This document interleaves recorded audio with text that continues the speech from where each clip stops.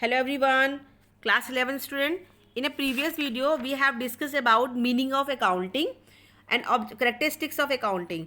तो मैंने आपको प्रीवियस वीडियो में बताया था कि अकाउंटिंग का मतलब क्या है, meaning and objective of accounting, ठीक है, अकाउंटिंग का meaning, characteristics of accounting, characteristics of accounting, जिसमें मैंने आपको सारा बताया था कि accounting is an art as well as like हमें जो science as in principle, accounting जो प्रिंसिपल रूल्स में चलता है, और अकाउंटिंग के भी कुछ रूल्स और रेगुलेशन रूल्स होते हैं, और इसमें सिर्फ in the terms of money को ही लेते हैं।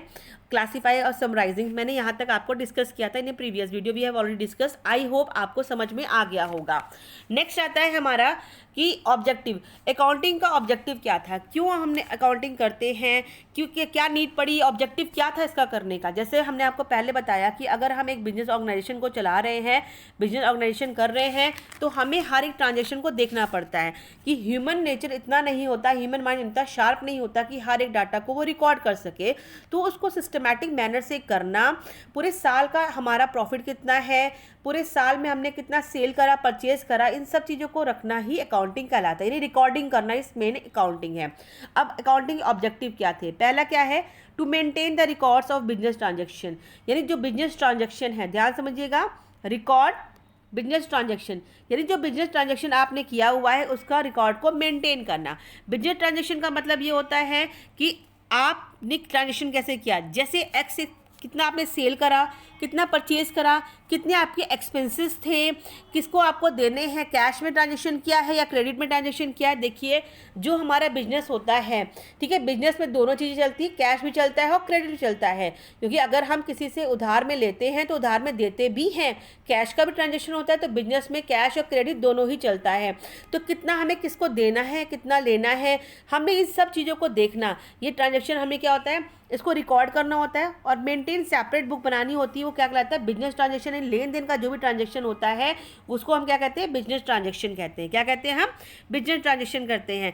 ये क्यों होता है, ताकि हम इसको रिकॉर्ड क्यों करते हैं, ताकि कभी हम कोई चीज़ भूल पाएँ तो उसको हम देख सकें। देखिए रिकॉर्ड है, जैसे मान लीजिए मुझे एक्स से 15,000 रुपीज़ लेने थे, बट एक्स सेट की नहीं जी, हमें 10,000 रुपीज़ देने थे आपको, लेकिन हमारे पास रिकॉर्ड है, ट्रांजेक्शन एक चीज़ की डिटेल में लिखा हुआ है, हम डिटेल समरी करते हैं, डिटेल लिखते हैं, ब्रीफ डिस्क्रिप्शन लिखते हैं, तो उसको हम ये बता सकते हैं आपने इतने टाइम पे हमसे इतना सामान खरीदा था, तो इसकी इतनी रुपीज़ पेंडिंग थी, तो आपको इतना रुपया देना है। दैट मीन्स ये रिकॉर्ड है, ये पूरा मेंटेन करते हैं बिजनेस ट्रांजेक्शन में। इन फ्यूचर होने वाले फ्रॉड और गलती से बचने के लिए हम ये ट्रांजेक्शन को रिकॉर्ड करते हैं। सेकेंड होता है calculate the profit and loss.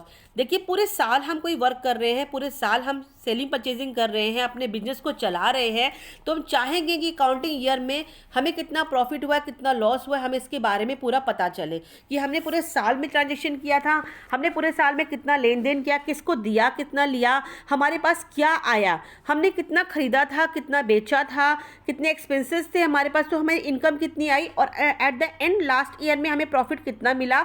वो सब चीज़ को कैलकुलेट करने के लिए हमें अकाउंटिंग की नीड पड़ी।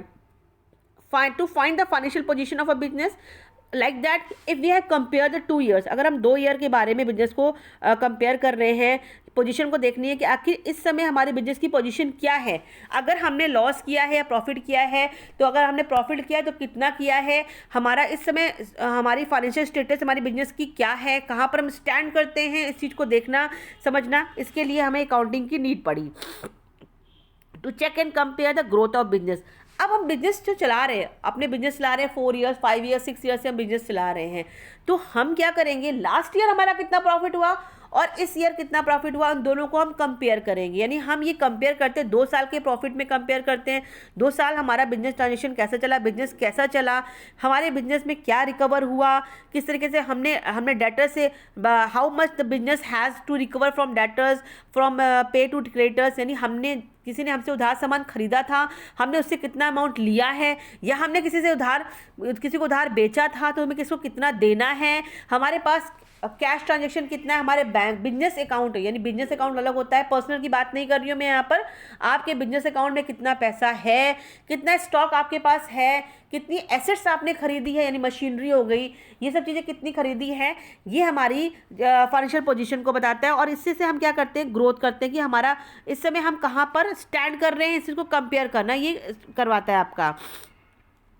To provide information of various parties. अब जैसे वेरियस पार्टीज़ की इन्फॉर्मेशन देना, लाइक दैट कि अगर हमें किसी को इन्फॉर्मेशन देनी है, लाइक अगर मान लीजिए हमारे ओनर हमसे कोई इन्फॉर्मेशन मांगते हैं तो हम उनको दे सकते हैं। इन्वेस्टर के लिए इन्फॉर्मेशन है, क्रेडिटर्स के लिए इन्फॉर्मेशन है, बैंक्स के लिए, हमारे पास एम्प्लॉयज़ के लिए, गवर्नमेंट अथॉरिटीज़ के लिए, सबकी इन्फॉर्मेशन है। The information help them in taking sound and decision about the business entirely. अगर आपके पास करेक्ट इन्फॉर्मेशन है, आपके ओनर ने मांगा कि इस समय सेल्स की रिपोर्ट क्या है, आप रिकॉर्ड किया हुआ आप दिखा दोगे हमारी सेल्स की रिपोर्ट क्या है, तो अगर आपको कोई डिसीजन लेना है तो आप इजीली इसको डिसीजन ले सकते हो।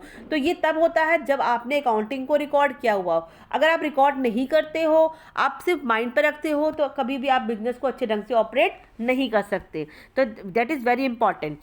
नेक्स्ट है आपका टाइप्स ऑफ अकाउंटिंग। देखिए टाइप्स ऑफ अकाउंटिंग क्या होती है।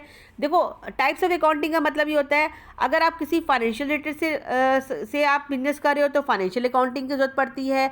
अगर आपको किसी की कॉस्ट के बारे में जानना हो कि प्रोडक्शन में हमारे पास कॉस्ट कितनी है, क्या है, इसके रिलेटेड आपको जानना हो तो कॉस्ट अकाउंटिंग की ज़रूरत पड़ती है। अगर मैनेजमेंट से रिलेटेड कोई चीज़ है तो उसे हम कहते हैं मैनेजरल अकाउंटिंग। तो ये था हमारा accounting objective and meaning and objective of accounting.